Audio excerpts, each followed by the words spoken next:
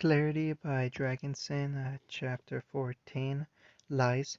Ruby swayed side to side in time to a merry little tune as the elevator slowly rose, stopping every now and then to let the door open. Excruciatingly slow, like that one old lady who gives out fully sized candy bars on Halloween, but has arthritis, so you can literally just stand there on the front porch counting every single brick. You know the one. Did you seriously have to press all of the buttons? Ruby looked down from counting the elevator ceiling's tiles at her partner, who was giving her the withering glare of someone in line at the DMV. Oh, it's not that bad, the younger girl dismissed with a smile that could have lit up all the floors. We've been in here for 20 minutes. Oh, that's got to be a record, Ruby squealed with glee. The longest I've been in one is 6. Wee's eyes twitched. You mean to say you've done this before? Almost every time she gets in an elevator, Yang chimed in, looking up from her scroll momentarily before re-engrossing herself with whatever was there. Meanwhile, Ruby grinned like a loon. Reese's eye twitched again. Why had she missed the girl?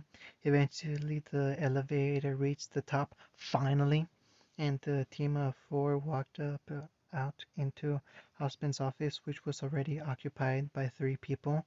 2 of them were expected, like the obligatory heavy wood desk and bookshelf full of academic volumes that never got read. Husband was sitting behind the said desk, reading the room with Glinda at his side. Her nose was to the grindstone, which in this case happened to be a table. The last occupant rose from one of the guest chairs, making them wonder how he fit in there in the first place, as he seemed to fill the room with both bulk and exasperation, also making them wonder. Who are you again? Scratching her head at the familiar face. Yang didn't notice Weiss, who was trying to scratch her eyes out in exasperation with her teammate. Wait, aren't you one of the huntsmen from the airship? You would be correct, little miss. The huntsman grinned, teeth eclipsing sincerely. Normally, Yang would have taken offense at being called little, but considering the man was taller than everyone else in the room, with Glinda and Osmond both topping out at over 6 feet, this was quite an accomplishment. Everyone was probably little to him. Everything about him seemed larger than life, including his smile, which they hadn't noticed in the airship. How it still managed to fly with him in it was another question, and heaven forbid if he tried to shake their hands. Name's Tungsten, he instructed, thankfully just giving them a cheeky salute with his salami fingers bent. I might not look it, but I'm a fully fledged huntsman. Not look like it. Taking in the view which drew the eye-like portrait at the head of the room, Yang scoffed. Dude, you're a total beefcake, Miss Xiaolong, Glinda scolded, scandalized, giving the cheeky girl a glare that would put Wheezes to shame. Tungsten, to his credit, simply laughed it off. Oh, you're fun. The huntsman chuckles were like church bells. I'm sure you and Pearl would get along great. Yang accepted the compliment, also the hint that the huntsman was committed. The only long-term relationship Yang anticipated in her life were currently both glaring at her, along with Goodwitch, who finally gave up inside. Please do not encourage delinquency in students, Tungsten. Ruby couldn't help but let a small giggle slip her lips as she watched the slapstick interaction around her. She was really glad to be back. She missed this. Now, Miss Rhodes. She could do without the attention, though, as the headmaster turned the room's focus on her. Everyone in this room has given their official accounts of the mission already, but given that you were the most directly involved, we would like to hear your perspective on what happened. Ruby nodded in understanding before taking a deep breath. She knew this was coming and had mentally prepared herself last night. Ruby went on to recount the events on the airship that led to her and Naruto landing in the forest, complete with color commentary and special effects that none of the executives in the room had any heart to edit out. For this part, Tungsten seemed to actually enjoy the little add-ons. Then she described the ensuing fight, keeping to the script she decided on, with her own artistic license, of course. Yang Tungstik seemed pleased when she mentioned how she broke the assassin's leg, and with gory detail that would make Nora squeal in delight. And then what? And then Grim showed up, as she exclaimed, slash explained, as if it were the twist of the story. They ambushed up, and we ended up getting separated within the chaos. By that time, I was nearly out of aura, but I was able to push through them and found a cave where I laid low until you all found me. It was mostly true, including how awesome she was at fighting. She had fought Grim, and she had taken refuge within a cave until she had been found. She just didn't mention that the cave had been occupied with someone else as well. Honestly, she didn't know why. She lied about what happened, but something in her gut was telling her to go along with it. I'm amazed you managed to stay alive for that long by yourself, seemingly unaware that he was being anything but complimentary. Tungsten smiled down at the student captain. Ruby was always better at camping than I was. Yang shrugged, adding in her own 2 cents and a bit of credibility to the otherwise outlandish tale. It seems so. Tungsten rubbed his chin and thought. They all doubted his perfect beard would have the heart to tickle him. I was in the Scouts when I was a kid. All we had to do to earn the Wilderness Survival Badge was stay out for 2 nights. I dare say you'd make a great scout, girl. Oh, thanks. Still not used to compliments, regardless whether this man seemed to hand them out like candy. Ruby rubbed the back of her head in chagrin. But I'm aiming to be a huntress. Ha! Of course. Well, I have no doubt that you were well on your way. I mean, you not only fought one of the assassins to a standstill, but also managed to evade him for weeks. That's something not only newly graduated huntsmen can claim very often. After all, the assassins are trained from childhood so that by the time they reach your age, they've already had the equivalent experience of a 4-year huntsman academy. Yeah, well, I'm pretty sure the one I fought is closer to my age than everyone else here. I meant your age, young miss, the man clarified, arching an eyebrow, which at his side looked like a guillotine. Oh, oops, she hadn't meant to reveal anything more about the assassin than necessary. That was one lesson from him that Ruby had taken to heart. It was easier on all parties if she had said as little as possible and avoided lying. Yes, the assassins are truly amazing, commendable really in how they train and comport comport themselves in the field. If only they weren't so corrupt. Corrupt? Ruby cocked her head along with her team. They were caught by the huntsman's hook. In the background, the headmaster remained silent, if only to watch how the students reacted to what they were told. Yes, a shame, really. Tungsten shook his head. A solemn frown strained his silver beard. It happens when they are young. How else do you expect to convince mere children to fight, to kill, lie, and deceive them? It honestly hadn't been something they'd thought about before, though perhaps they weren't truly paying attention now, either missing the emphasis the huntsman placed on his seemingly emotional words. Oh, the assassins are skilled, all right, especially if they reach adulthood. Scratching at his side, it was the first hint of a weakness shown by the huntsman, an old wound chafing at even he couldn't ignore. But the junior ones are especially deadly because they know how to manipulate adults. Little boys and girls tugging at your heartstrings, even the teens, regardless of gender, are taught just what makes adults tick. Oh, girls, I can't tell you how hard this is for someone like me. Pearl and I have always wanted kids. But you know how the husband's life is, though if I did, I doubt I'd be able to refuse them a single thing. I like kids, Ruby muttered innocently. At least she hoped it was innocently, but with the strange echo of the assassin's words in Tungsten's mouth, she wasn't sure anymore. Exactly, the husband declared emphatically, taking a step towards the team with a look of utter seriousness etched on his steely face, which is why we need to be exceeding carefully knowing who to trust. These days, you never know who could be an assassin, or, if not one of them, then influenced, manipulated by their nefarious machinations. Ho ho, that's quite a frightening outlook you have there, Mr. Tungsten, taking the man's theatrics in stride, like he'd graciously accepted rubies. The headmaster now gave the man a look which said that it was his turn. As an administrator, it gives me shivers just thinking about it, though if you would refrain yourself for now, I would be grateful. I believe you are scaring Miss Goodwitch.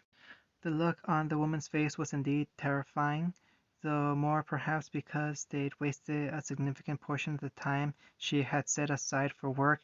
Aha, do forgive me, as Pearl has told me that I have a tendency to be a bit enthusiastic and take things too far sometimes. Oddly calm in this scrutiny, though, Tungsten gave the headmaster an ironic smile.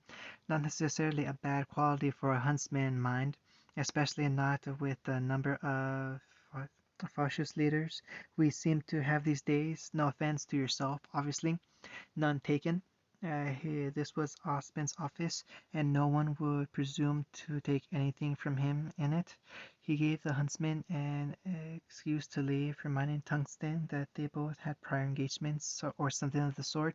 It didn't really matter. The large man left and took his extra personality with him. Ruby watched as the man walked into the elevator. It noticeably sagged slightly as he entered, and she mulled over what he had said. Maybe it was the fact that she had been in the woods with a man with the emotional capacity of a rock, but everything the huntsman had said felt off. Now, there is one final thing. Calling her attention, Osmond once again bore into her with the headmaster's request seriousness. Miss Rose, if I may ask, Osmond continued, trying to be cordial and sensitive after the especially se- sensationalist guest they had just had. How were you able to recognize the assassin on the airship? You said that you got close. Did you perhaps see his face? Goodwitch clarified the question, trying not to get ahead of herself by sounding hopeful. If so, would you ID him if given a list of suspects? Even though the previous conversation had come with its own unanticipated problems, this was the moment she had been dreading and preparing for most. Ruby already knew what she had to do. No, she answered, choking down the lie like vegetables as a kid. The only reason I was able to recognize him was because one of his kunai fell out when I bumped into him, she explained, trying to add just enough detail to be believable. Her silver eyes shot towards her teammates, who seemed to agree with the statement, so that was good. Goodwitch frowned, but that seemed more out of disappointment for not being able to extract anything out of this encounter. I see, Osmond said, though they couldn't see his true opinion past the unreadable visage. Is there anything else you can provide us? Not that I can think of. Trying not to think of anything, making her mind go zen, which unfortunately reminded her of the kata and of Naruto and how everything seemed to be going perfectly but if I do, I promise to let you know. Thank you, Osmond acknowledged with a nod and small smile that was 1,000 times more reassuring than Tungsten's. Now, all of you enjoy the rest of your Saturday. Thanks, Professor. Ruby smiled merely before skipping away with her team not far behind her. You better not press all the buttons again. We scowled as she leapt ahead towards her partner so that she could intercept her if it came to that. Oh, don't be such a stick in the mud, Whis. Sidling up to the two of them, Yang grinned with her hands behind her head. What did you call me, Xiaolong? The Harris hissed. You realize that the headmaster can still see and hear us, right? Blake pointed out as she put her teammates between herself and the man's gaze. Osmond watched the team try and fail several times to cram the four of them into the elevator, all the while keeping his eyes on their leader. Eventually, they'd settle down like the molecules going from gas to liquid, and as the elevator doors finally shut solidly around them, Osmond released the pressure with a sigh and a chuckle. Is something funny, Osmond? Glinda asked, oblivious to both the slapstick and her boss's thoughts as she focused on catching up on the time she'd missed in the meeting. Nothing, Glinda. He smiled as he took a swing from his mug, which was just as satisfying as always. Nothing at all. Kunai. Huh? Clarity. The first thing they did when they got back to base was to strip him clean, removing every shred of worn out clothing and even his last kunai, and then hosed him down like he was a wild animal or like he had been contaminated by spending too long outside. They weren't entirely incorrect. The cold air being blasted at him could only remove the first layer of dirt and skin. It was too reminiscent of the stream where he had been doing his bathing for the past week, and his nakedness reminded him of how helpless he had felt during the whole experience. He had no tools, no training to understand how to deal with feelings. Damn, he wished he had a weapon. Where is your mask, Kitsune? It would hardly matter now, as he bowed prostrate once again in front of the council, but the familiar weight of his armor, the rigidity of his sword across his spine, and the darkness of his fox mask might at least make him feel more at home. Lost during the initial confrontation, councilman. He almost welcomed this familiar song and dance. The malicious scrutiny of the full council, minus Jin, he acknowledged with some relief. But the man's absence would be the only exception. All the rest were looking as if to flay him alive, strip away the last thread of humanity to see what sort of secret machinations he was hiding. I assume that you searched for it during your stranding. No one would presume to know what the elderly Kage was really thinking. If there was a friendly smile in there for Naruto's return, it was well buried. No doubt you sought to destroy the evidence, which is one reason you did not immediately return on once recuperated. Hi, Kage-sama. Sarutobi, you can hardly run a debriefing by asking such leading questions. There was no question who was in charge, as a simple tap of his tobacco pipe on the ashtray rang like a gavel in the cloistered room. I also assumed that there were other reasons for your extended leave of absence, which will come out when we hear the full story. Of course, his Gigi wasn't just going to let him off the hook. No, not this time. The mask had been a gimme, an obvious issue if it managed to get into the husband's hands, but at the same time, he couldn't assure them of its destruction without more questions being raised, and if the lie should get out, as long as he kept with the script, everything else would fall into place. His erratic behavior could be explained away as one of his many faults. Kitsune was a flawed weapon after all, which was why he had been taken away to begin with. It was his fate failing to live up to expectations. After all, he was beginning to feel. He felt. Although, why did he feel bad about lying to Gigi? They were assassins, shinobi. Anyone who dwelt in the shadows and did the things huntsmen would and could not, like lie, kill. Lying was just another tool, another weapon to be used against anyone who stood in his way. Their masks were a tool, a weapon, which was why it was so severe to lose it, for him to have it given it up, because without it they were naked, like the truth, and no amount of scrubbing would release the dirt from within. No amount of words could properly describe the problem enough for anyone of the adults looking down on him not to understand. Perhaps Gigi might, but in order to even get there he would have to admit to breaking the rules, and if there was one thing he couldn't stand more than failure, it was disappointing the man who saved his life. And before he could even get an audience alone with the Kage, he had to get through this first. So he delivered his report, as brief and emotionless as ever. He was lucky, given that he normally kept his reports to bullet points. No one would notice if he glossed over some details. Of course, he would still get an earful for letting the target get away, but while they were busy chewing on that bone, they would ignore the inference that he had not been able to track the hundreds for the entire time they had been missing. The better question was, why was he lying in the first place? He didn't owe anything to the girl. The one time he did owe her was quickly reciprocated. By all accounts, he should just tell what actually happened in the forest, and yet the emblem in his pocket suddenly felt heavy. According to intel, reliable intel that is, Beacon launched a rescue mission almost parallel with our own. You mean to say that the huntress you fought was in your area the entire time and you didn't manage to find her? Nearly breaking his neck along with protocol, Naruto wiped his head up to see who had sized up the point.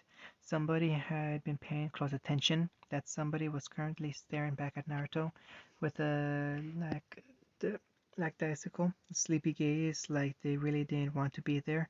In fact, it was almost like he wasn't there. The other council members ignoring his question, like the fact that the otherwise unremarkable man had claimed Jin's vacant chair. When had he done that? The longer Naruto stared at him, the harder it became to focus, until it was almost like he was the one supposed to be wearing those thick, coat-like bottle glasses. He blinked. As previously stated, it was suddenly getting hard to keep his story straight, and so Naruto fell back to repeating what he'd already said. There was too much precipitation to properly track her, and pursuit would have been inevitable. At the time, I no longer had my mask and did not wish to risk an identification.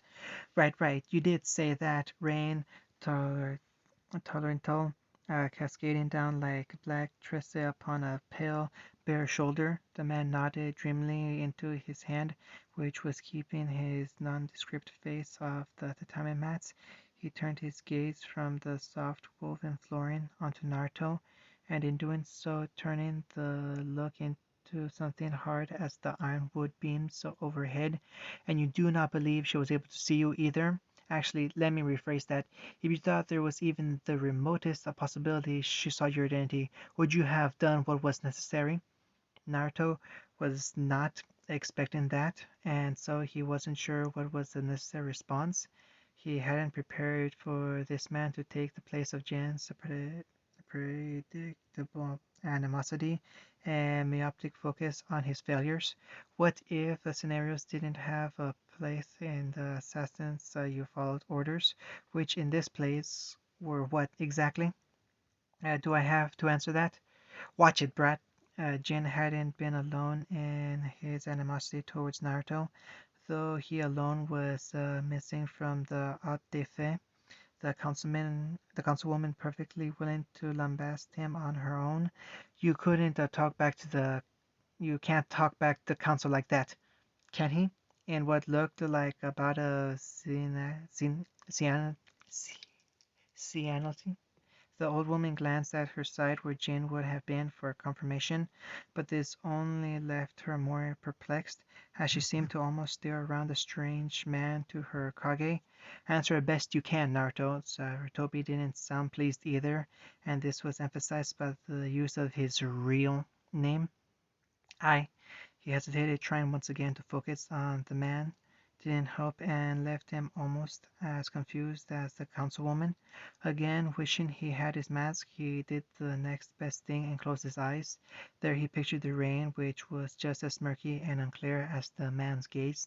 His line of questioning, trying to grasp the story he had concocted, was as hard as trying to wrangle the raindrops, and he only felt the woven straw slide painfully against his knuckles until blood began to leak into the bundle. What was the truth? I will do whatever is necessary to protect this organization. And there you have it. Sartori breathed out a sigh of relief, and smoke, the cloud filling the room and Naruto's nostrils, surprisingly making him more alert. We have heard all we need to. It was halfway to being a question, and the Kage turned his head halfway towards the man that was clearest only the corner of the eye.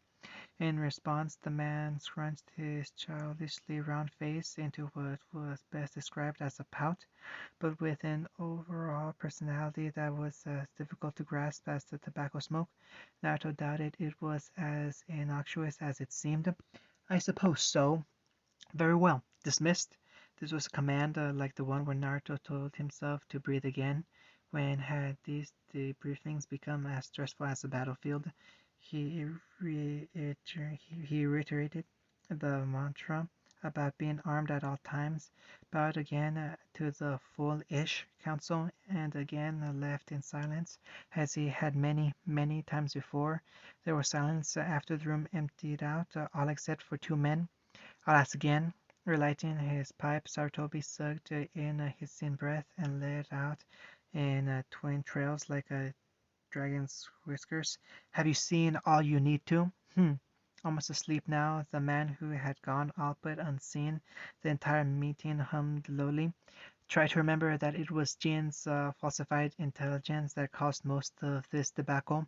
And let's not forget who let the former head of intelligence slip through his net. Hmm. The man does know how to throw up a smokescreen. Removing his newsboy cap, the man waved away the smoke from his face half-heartedly, like he waved away the Kage's accusing look. Pity he seemed so devoted to his animosity.